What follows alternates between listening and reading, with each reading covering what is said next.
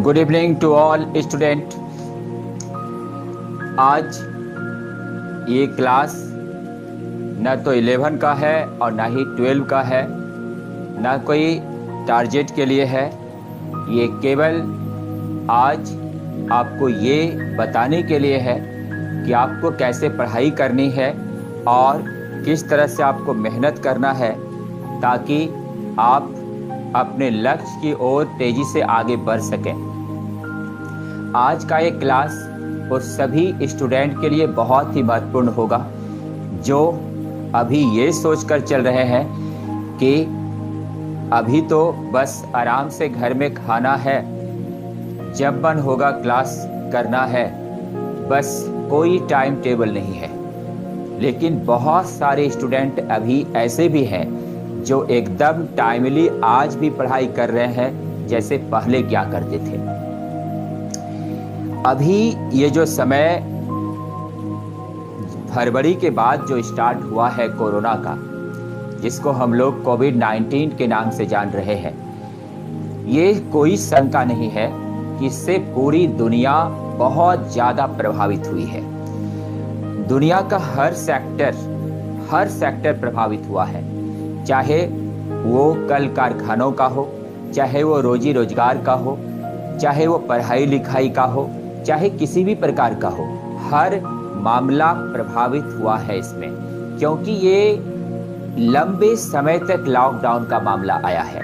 इसमें ये 5 दिन 10 दिन, जैसे कि मान लीजिए गर्मी की छुट्टी होती थी तो 1 सप्ताह हुआ या 10 दिन हुआ, दुर्गा पूजा की छुट्टी हुई 1 सप्ताह हुआ, लेकिन ये तो कई महीनों से बंद है।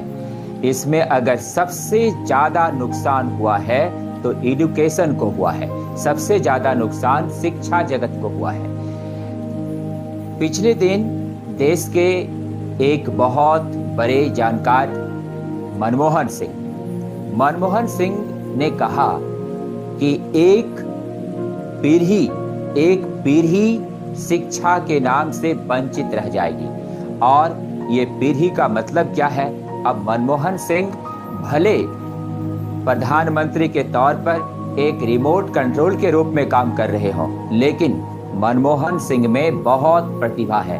मनमोहन सिंह एक जाने माने देश के अर्थशास्त्री हैं। मनमोहन सिंह आरबीआई के गवर्नर रहे हैं। मनमोहन सिंह बहुत बड़े स्कॉलर रहे हैं। मनमोहन सिंह चुनी हुई सरकार के 10 साल तक प्रधानमंत्री रहे हैं। मनमोहन सिंह को बहुत सारी जानकारियां हैं। उन्होंने कहा कि एक पीढ़ी शिक्षा की नष्ट हो जाएगी। एक पीढ़ी का क्या मतलब हुआ? एक पीढ़ी का मतलब हुआ कि ये जो एक पीढ़ी का ये मतलब हुआ कि जैसे 2000 से लेकर 2021 में जितना लाख विद्यार्थी 10th करेगा, जितना लाख विद्यार्थी इंटर का एग्जाम दिया, इतने लाख विद्यार्थी ने जो सिविल सर्विस या आईआईटी या नीट का एग्जाम देने वाला है, वो सब प्रभावित हो चुका है, पूरी तरह प्रभावित हो चुका है। अब आप समझ सकते हैं कि इस साल भी 2020 में जो स्टूडेंट पास किया है इंटर में, बिहार बोर्ड ने तो पहले रिजल्ट दे दिया, लेकिन बहुत सारे स्टूडेंट ऐसे हुए जो पास नहीं कर पाए। आपको पता होगा पिछले 15 दिन पहले सभी फेल विद्यार्थी को भी पास कर दिया गया। तो कैसा शिक्षा हो रहा है आप समझ सकते हैं, इसका अंदाजा लगा सकते हैं। अब फोन नहीं करना अभी भाई किसी को। देखिए, अब गौर कीजिए, इस प्रकार से आपने ये भी सुना होगा कि सीबीएसई ने भी बहुत सारे स्टूडेंट जो कि पास करने के लायक भी नहीं थे, उनको पास कर दिया। क्यों भाई? क्योंकि उसका सेशन बर्बाद ना हो जाए। सेशन को लेकर तो पास कर दिया गया कि क्या उसे नॉलेज हो पाया? नॉलेज नहीं हुआ। उसका सप्लीमेंट्री एग्जाम भी नहीं हो पाया, जिसको हम लोग कंपार्टमेंटल एग्जाम कहते हो, वो एग्जाम भी नहीं हो पाया। अब समझ सकते हैं कि शिक्षा में वो सभी स्टूडेंट जो कि फेल थे, उसको पास किया गया, वो आगे चल के कैसा कंपटीशन फेस कर पाएगा? क्या फेस कर पाएगा? नहीं, कभी नहीं फेस कर पाएगा।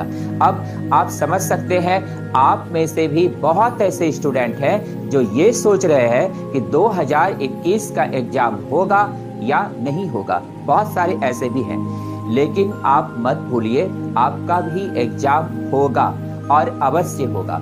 इसलिए आपको पढ़ाई लिखाई में लापरवाही एकदम नहीं करनी चाहिए। अभी भी मैंने कहा कि बहुत सारे ऐसे स्टूडेंट हैं जो दिन रात वैसे ही मेहनत कर रहे हैं जैसे पहले करते थे। इसका मतलब तो साफ है कि वो विद्यार्थी तो आगे निकल जाएगा। अगर आप नहीं पढ़े, आप अगर ढिलाई बरते तो आप पीछे पड़ जाओगे। इसका मतलब है कि आपको सभी को, जो मेरे से जुड़े हुए सभी स्टूडेंट हैं, उस सभी को मैं अवगत कराना चाहता हूं, बताना चाहता हूं कि आप चूकिए मत, समय को गंवाइए मत और इस समय का सही उपयोग कीजिए। और इस समय का उपयोग अगर आप सही करेंगे, आप अपने लक्ष्य में, अपने सेशन में आगे बढ़ जाएंगे। और इसलिए आपको जरूरी है कि अपने समय का सही उपयोग करें। तो चलिए हम लोग अब इस बात पर बात करेंगे कि आखिर समय का सही उपयोग किया कैसे जाए। अभी का जो समय है ये मोबाइल से पढ़ना पड़ रहा है, लैपटॉप से पढ़ना पड़ रहा है। इसका मतलब है ये ऑनलाइन पढ़ाई क्या उस प्रकार से हो पा रही है जैसे ऑफलाइन में हो पा रही थी।